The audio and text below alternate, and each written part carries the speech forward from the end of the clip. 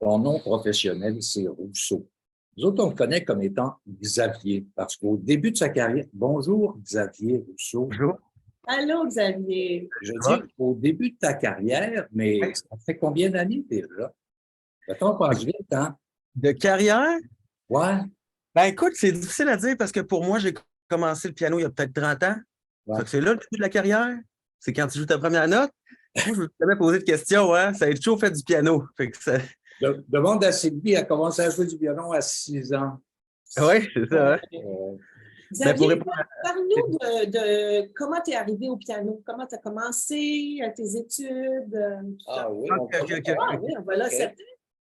OK, on recule, c'est bon. Ben, évidemment, comment j'ai touché le piano, c'est moi, ma première question, c'était pas c'est qu'est-ce que tu veux faire? Ma question, c'était pas tu veux-tu faire du sport, tu veux-tu faire ci, tu veux-tu faire ça. Ma question, c'était quel instrument tu choisis? Fait que c'est comme si les gens avaient déjà sélectionné un peu ce que j'allais faire pour moi. Puis évidemment, chez ma grand-mère, il y avait le gros piano. Puis d'après moi, c'est les basses du piano, hein. Tu sais, quand on va j'avais un peu peur. Tu sais, les basses en bas. Fait qu'il y avait cette puissance-là que je ne pouvais pas retrouver d'un coup dans d'autres instruments. Je suis sûr que c'est ça en premier. C'était un peu monstrueux comme instrument. Alors, ça a été le piano, ça a été les cours à Saint-Eustache. Et ça a été le fait d'être bon sans pratiquer beaucoup, mais en pratiquant beaucoup au bout du compte. Mais c'est ça, j'ai toujours adoré ça, fait ça depuis toujours. Puis pour répondre à la question, j'ai commencé quand j'avais 4 ans. 4 ans. Et là, je suis rendu à 34. Ça fait donc 30 ans que je fais du piano. On est Ah, rendu là. c'est formidable. Mais Écoute, tu as étudié au conservatoire? Oui, ça, c'était à 12 ans, on m'a repêché de Saint-Eustache jusqu'au conservatoire. J'ai fait l'audition, puis j'avais mes petits Bermudas. Puis M. Souza, il m'a sélectionné. Je devais jouer avec une bonne humeur. Pour moi, c'était ça. Je devais dégager du fun dans mes sonates de Scarlatti ou je ne sais pas trop quoi. Là. Ça devait être le fun. ben, Ouais, il 12 faut dire qu'en même temps, bon, le conservatoire, c'est acquis, mais tu voulais devenir professionnel en quelque part. Et quand tu l'es devenu, tu as choisi Rousseau comme Ouais, présentation. c'est ça. Alors, Rousseau existe, lui, depuis combien de temps? Ah, ça, c'est pour répondre à la vraie première question, depuis combien de temps qu'il était en vraie carrière. Hein? Le Rousseau avec un O, il a commencé quand que je suis sorti du conservatoire, puis j'ai été complètement, je tripais sur la musique électronique, puis je faisais beaucoup, j'apprenais comment faire des pièces spéciales, des sons agressifs, juste comment faire un mix dans mon ordinateur. Puis c'est là que j'ai commencé sur le pseudonyme Rousseau, R-O-U-S-S-O, simplement parce que à cause du monde du hockey, ma famille est dans le hockey, beaucoup de mes amis m'appelaient déjà Rousseau. Hey Rousseau, qu'est-ce que tu fais là? Tu sais, Rousseau, demain, qu'est-ce que tu fais? Alors, ça me collait un peu à la peau.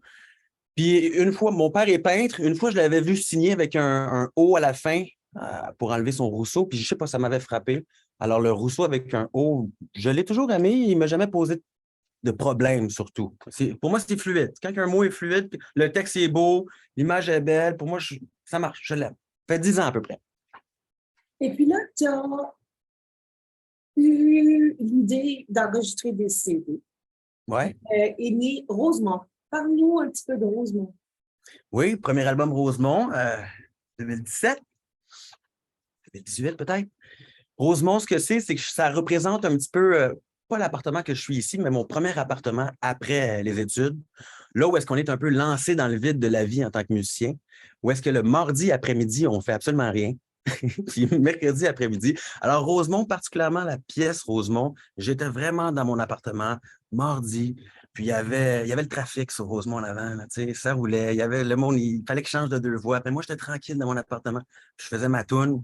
Je me sentais quand même privilégié d'être là, de pouvoir prendre le temps de faire un peu mes projets, puis ce que je voulais. Alors, ça représente l'espèce de descente d'après l'école, mais une descente créative, puis on voit mon appartement là. Dans Rosemont, vraiment, là, quand j'écoute ça, tout de suite, je me retrouve dans l'appartement. Là. On voit même l'espèce de petite lumière là, poussiéreuse là, d'un après-midi. Là. Peut-être que je fasse le ménage, là, mais je me rappelle l'espèce de petite lumière poussiéreuse. Ouais. Puis là, Okay. on parle de composition, hein, autant pour Rosemont que pour Iceberg, qui est ton deuxième album.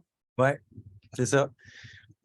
C'est quoi la question là-dedans? C'était que mon deuxième. La question, oui. Est-ce qu'il y a une évolution entre les deux? Et Oui, ouais. Iceberg, ce que j'ai voulu faire. Rosemont, ça me représente un peu moi, où est-ce que j'étais, où est-ce que je suis rendu, Rosemont.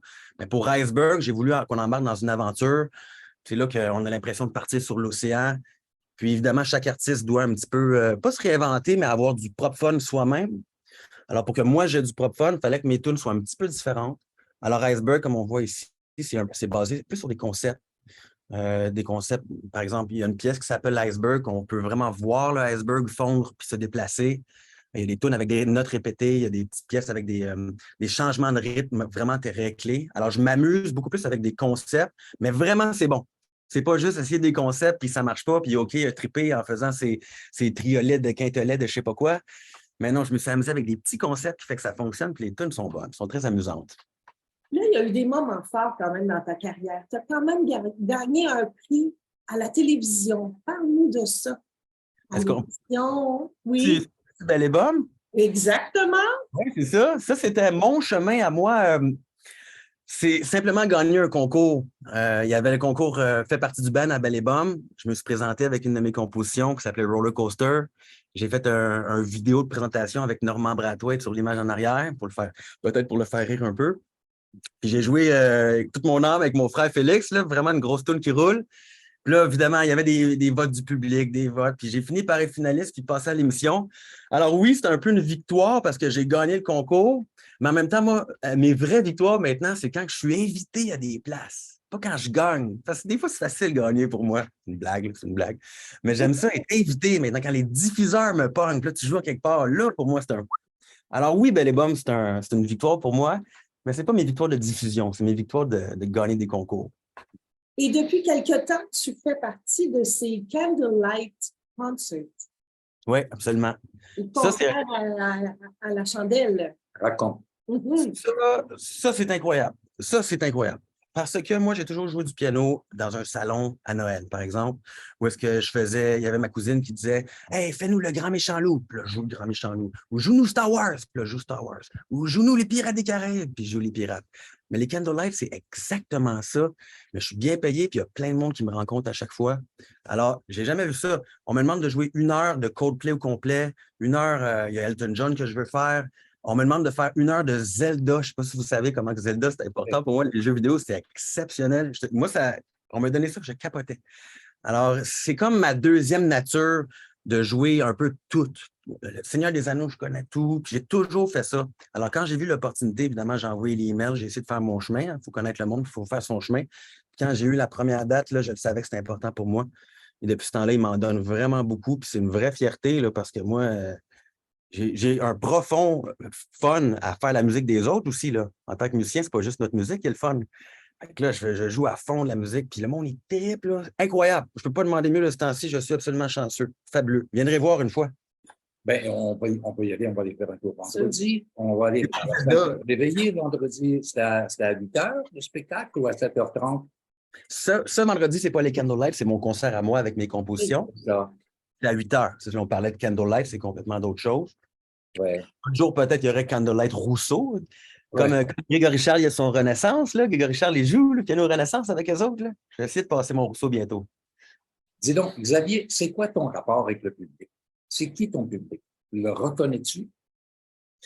Oui, souvent, ceux qui se présentent, c'est souvent amis, d'amis, d'amis, d'amis. On dirait que je grossis la bande de gens qui me connaissent vraiment sur le terrain.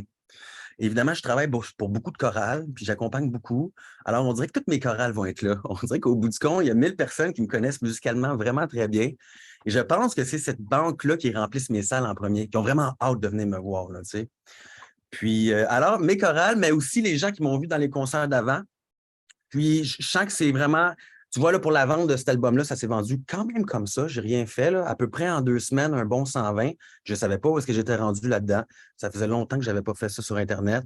J'ai fait une belle image, j'ai envoyé ça, puis j'ai même pas eu besoin de mettre d'argent, puis ça l'a vraiment au complet vendu.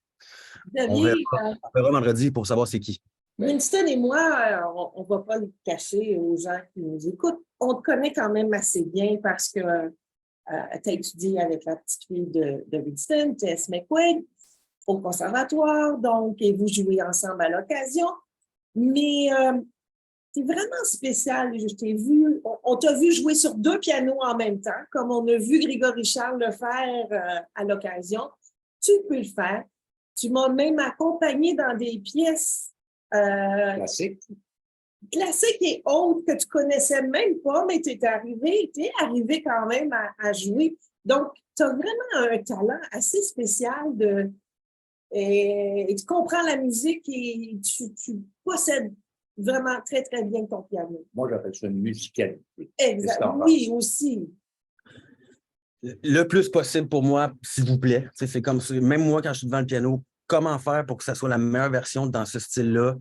Évidemment, j'ai étudié en classique. Fait qu'on dirait que les affaires les plus difficiles, on les a fait. Une grosse gamme dans l'aigu. Fait qu'on dirait qu'on est rodé au maximum. Mais c'est vrai que j'ai surtout vous dites talent, mais moi, c'est surtout un amour ou une envie de réussir vraiment profond pour réussir chaque style. Même quand c'est un blues, là, moi, je suis tête, puis je pense vraiment à chaque petit rythme. Puis quand c'est classique, ça fait puis j'y vais à fond dans la bonne affaire. Puis j'aime profondément différents styles. Des fois, c'est difficile à croire.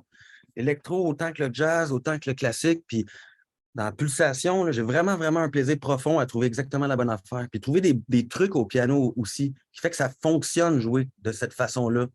Des nouvelles choses qui fait que ça flow bien. Je ne sais pas comment expliquer ça. Alors, ça part d'une passion profonde de réussir. Profondément. À quoi on peut s'attendre pour ce concert? Ben d'abord, comment est venue l'idée de faire un concert comme ça à la salle Claude Léveillé? Ben, c'est parce que je voulais. Ça fait longtemps que j'avais en tête l'idée de faire un concert à la salle Claude Léveillé.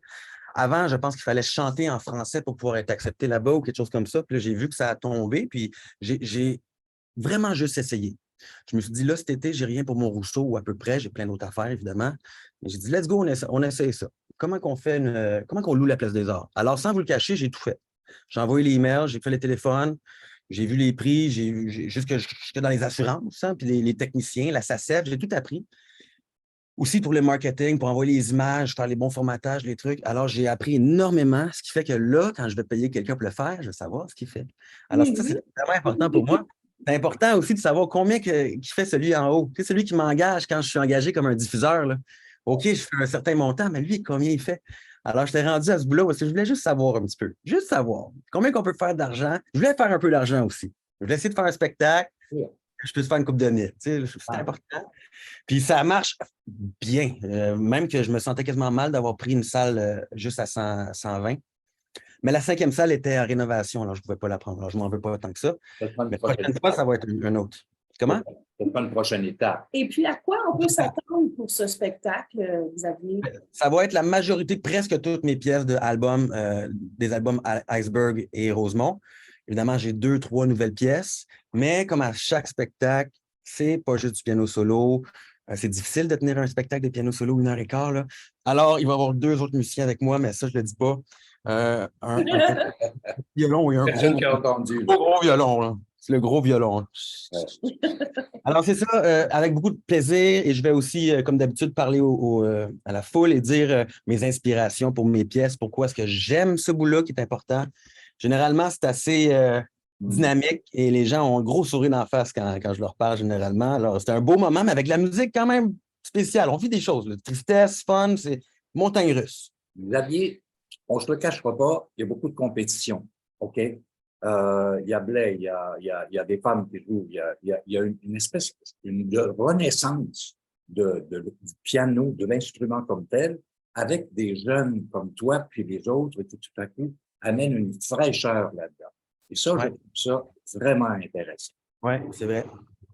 Alors, j'invite les gens à aller faire un tour à la salle Claude Léveillé de la Place des Arts, vendredi à 20h, et on va avoir l'occasion de t'entendre avec des surprises, et je te dis pour ça un gros mot de cambronne. D'accord? Mais en terminant, où peut-on se procurer tes albums, Xavier?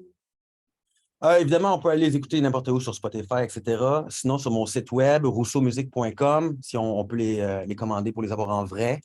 Vous les recevez à la maison, même il y a une petite signature de moi. Puis, il y a aussi des partitions sur le site. Alors, si vous voulez que je reçoive le plus d'argent, si vous voulez encourager, je ne sais pas, c'est sur le site. Sinon, il y a Bandcamp, puis il y a Apple Music, puis il y a Spotify. Le plus important, c'est juste de me suivre pour être au courant de ce que je fais, parce qu'à un moment donné, vous allez tomber sur quelque chose exactement pour vous. Là, par exemple, Zelda, yes! Merci beaucoup, Tu peux Xavier. vraiment tout jouer, Xavier. Tu as un talent. Ouais. Non, mais c'est ça. Musique de jeux vidéo, musique super classique. Puis j'y crois, là. J'aime ça les deux. Puis les deux, c'est bon, là. Oh. Et toujours avec un enthousiasme exemplaire. Est-ce qu'on se voit, nous? On se voit vendredi, nous, hein? Vous êtes là? Oui, On oui. y sera. Vendredi, on va être là à 8 h.